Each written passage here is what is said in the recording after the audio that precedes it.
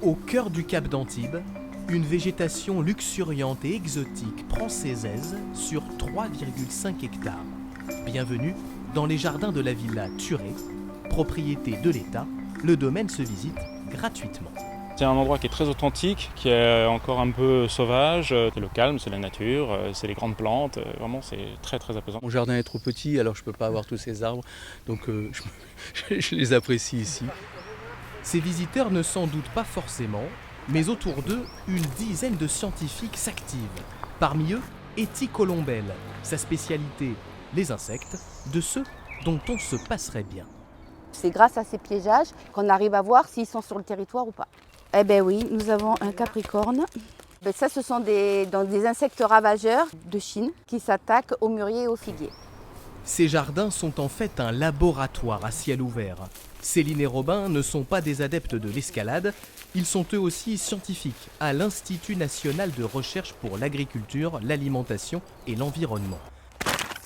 S'ils viennent de catapulter une corde vers la cime de cet eucalyptus et de s'y harnacher solidement, c'est parce que leur mission du jour consiste à aller changer les piles d'un capteur situé à 12 mètres de hauteur et mesurant la croissance de l'arbre. Ok, en fait on grimpe comme sur une échelle après.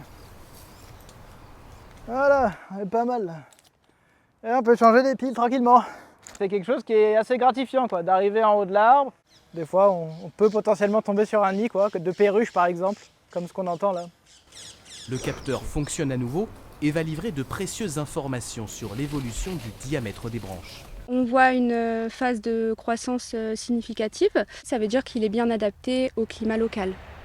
Ces données permettent d'identifier les plantes capables de s'adapter au changement climatique et certaines pourraient faire progressivement leur apparition dans nos villes. À Antibes, c'est déjà le cas. Le point commun entre tous ces arbres exotiques, ils ont été sélectionnés et plantés sur conseil des scientifiques de la Villa Thurey. Vous voyez cet arbre, donc il est originaire d'Asie, mais il est très intéressant par son feuillage. Il fait une très très belle canopée. Il résiste très très bien à la sécheresse, donc il a toutes les qualités que l'on recherche. Voilà qui aurait sans doute rendu fier le fondateur de la villa, Gustave Thurey, un botaniste qui s'installe sur le cap d'Antibes en 1857 pour soigner ses rhumatismes. Il est tombé sous le charme et il a décidé en fait d'acclimater des espèces exotiques. Les palmiers, ce sont des espèces qui sont introduites par M. Thurey au XIXe siècle et qui sont aujourd'hui emblématiques du littoral méditerranéen. L'ancien maître des lieux a également légué un trésor précieusement conservé dans une pièce de la villa et que nous allons exceptionnellement pouvoir filmer.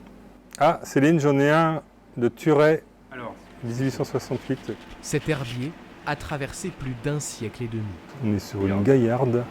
Plusieurs milliers de planches au total, une collection à la valeur scientifique inestimable et dehors, une réserve de biodiversité où poussent peut-être déjà les plantes de demain.